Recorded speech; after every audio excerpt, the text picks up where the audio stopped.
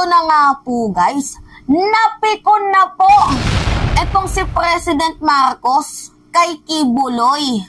Naku po, paktay na naman si Kids. Baka mamaya mag-voice record na naman yan na, totoo ba na nagsa-sex orgies kayo? Na naggumagamit kayo ng bodo para sa black magic na yan? Para asamin ako?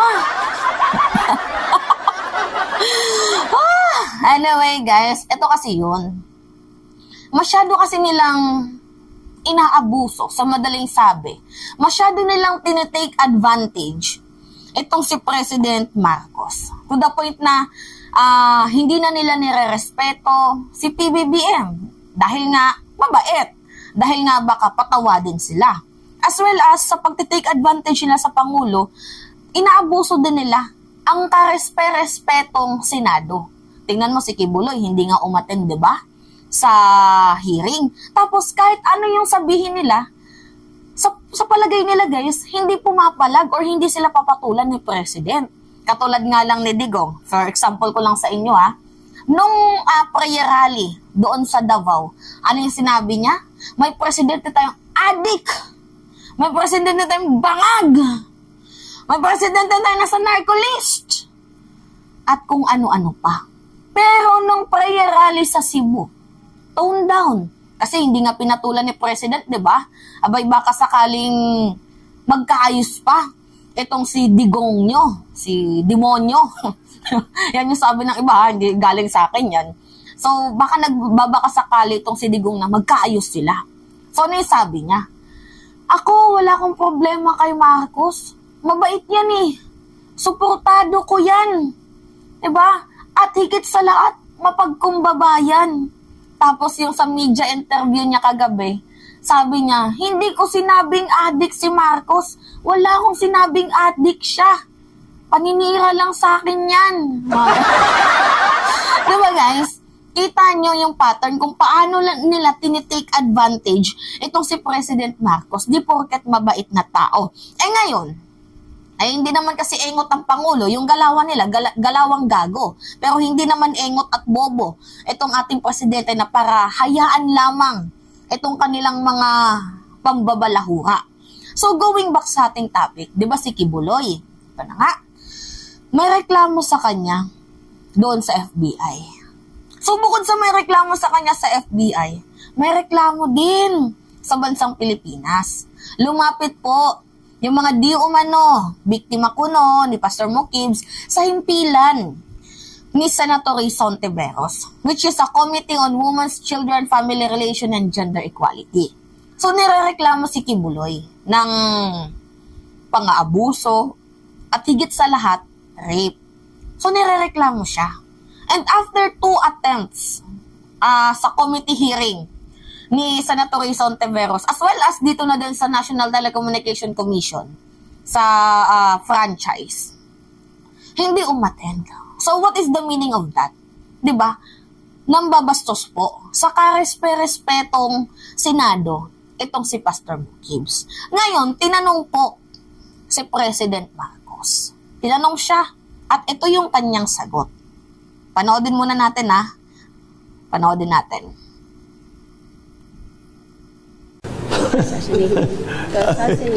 The U.S., the cases against him in the U.S. Were filed before I became president. So I guess he's very worried. No, well, I would just advise him that just kung meron naman siyang sasabihin, if he has an opportunity in the hearings both in the House and in the Senate to say his side of the story. Ngayon, kung sinasabi niya hindi totoo lahat yan, hindi totoo, walang nangyaring ganyan, di sabihin niya. Pagka ganito, anong mangyayari dyan? Hindi siya sisipot. Pag hindi siya sumipot, mapapakontempt siya. Tapos tuloy-tuloy, mas malaki yung gulo. Kung makapunta siya, sagutin niya lahat ng tanong, di tapos na. That's why my advice for him is to just face the questioning in the House and in the Senate. marinig natin ang kanyang side para malaman natin kung ano ba talagang nangyayari dito. We're trying to be fair here in allowing him an opportunity and fora to make his case. So I think he should take advantage of it. Rinig niyo yung sagot ni President, no? Kasi ganito yung ginawa ni Kibuloy. After na ipasabpina siya, imbes na sana, diba, harapin yung mga allegations sa kanya sa issue ng prangkisa ng SMNI at sa issue ng mga panggagahasa sa committee ni Rizon Ontiveros, Senator Rizon Ontiveros.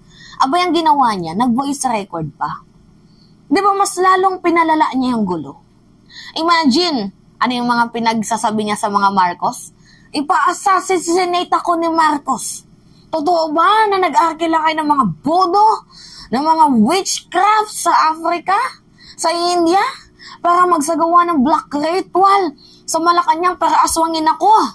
Tapos yung malala dito, guys, totoo ba na nagsisex orgies kayo ng asawa mo at nagnanakaw kayo? Hindi nyo man lang kinukundina yung pagnanakaw nyo sa Kaban ng Bayan, kaya ba ang dami yung mga bahay-bahay na pinapagawa gamit ng Kaban ng Bayan? Diba? Yan po yung mga ni Kibuloy. Yung mga ini-insist niya sa mga Marcoses. Instead, na hindi na lang sana siya nagsalita at hinarap niya na lang sana, harapin niya na lang sana ngayong March 5 ang mga allegations sa kanya. Actually, dapat nung February 19, hinarap niya na. Okay lang sana yung first twice, pero kung magta-twice pa siya na hindi attend, iko-contempt na siya. Pero nakita niyo ba guys yung sagot ni President Marcos? Ano yung sabi niya? Humarap ka na lang sa Kongreso, sa hearing ng Senado at ng lower houses. Humarap ka na lang. Mahinahon man po ang kanyang pagsasalita, pero there's a threat. If you will read between the lines, pikon na po si President. Ako matagal na ako na nagbablog. Alam ko na yan guys, yung mga pag-uusapan nyo pa lang ako, meron na ako agad idea. Idea ko to kasi sino ba naman guys ang hindi mapipikon? Tinawag na nagsisex orgies kayo ng asawa mo, nagtitake kayo ng drugs. Tapos sinamahan mo pa nagnanakaw daw sa Kaban ng Bayan, drug addict daw. At higit sa lahat guys, diba? Yung sinabi niyang, ano ba yan? Na nagnanakaw sa bayan, yung budo-budo, yan, ganyan. Alam nyo, nakakapikon yan. Pero, believe din ako sa tapang, believe din ako sa patient ni President Marcos na kaya niyang i-handle lahat ng to. Trabaho, yung personal issue. Ganyan. Believe din ako. Pero guys, if you will read between the lines, gusto niya nang umattend si Kibuloy. Not for, di ba, para patunayan kung yung mga sinabi ni Kibuloy, yung para patulan siya, di ba, sinabi nag-a-addict daw, hindi niya papatulan si Kibuloy. Si Rizon Ontiveros, si Senator Rizon Ontiveros, ang babanat sa batak na si Kibuloy. Papaubahayan niya na yan kay Senator Rizon Ontiveros kasi si President Marcos, although napikon, sabi natin napikon na si President, pero sabi niya pa nga, yung mga pambabash na yan, ano na yan naging umagahan, tanghalian, hapunan, gabihan na namin yan. So, hindi na sa akin bago. Pero guys, you know, yung masakit dito, dinamay yung asawa niya. 'Di ba? Pati yung mga anak niya. Kaya nga, yun yung talagang unforgivable. Pero, pasalamat siya mabait si First Lady. Pasalamat siya mabait ang mga Marcoses. Hindi siya papatulan. Ngayon, ang point of view lang naman ni President Marcos dito, kung totoong wala kang kasalanan, kasi yan yung mga pinagsasabi niya, di ba, sa voice record na pinost ng SMNI.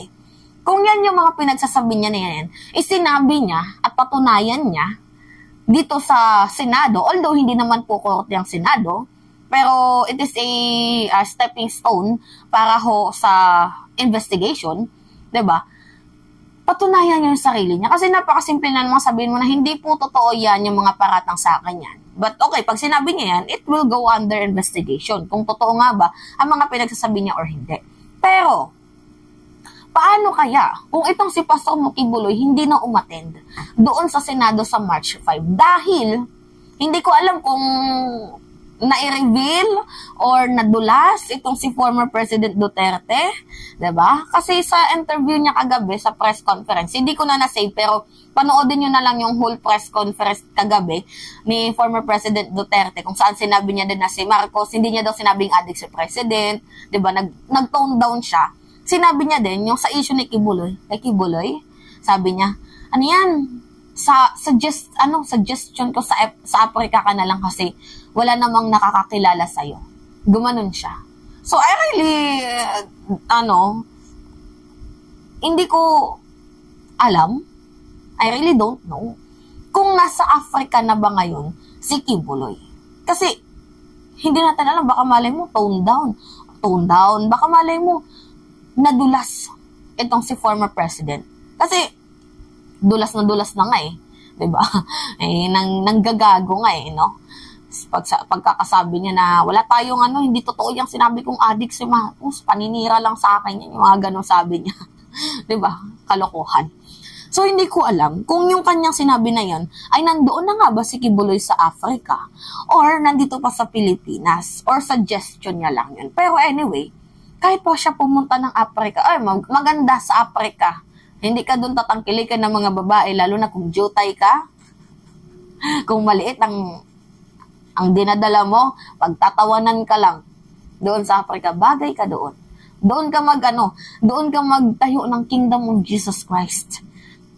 Tapos, kontrahin mo yung mga budo, yung mga witchcraft. Kasi yan yung sabi niya, no? Diba? Kay President Marcos. Anyway, going back sa ating topic, mga minamahal. Para sa akin, this is a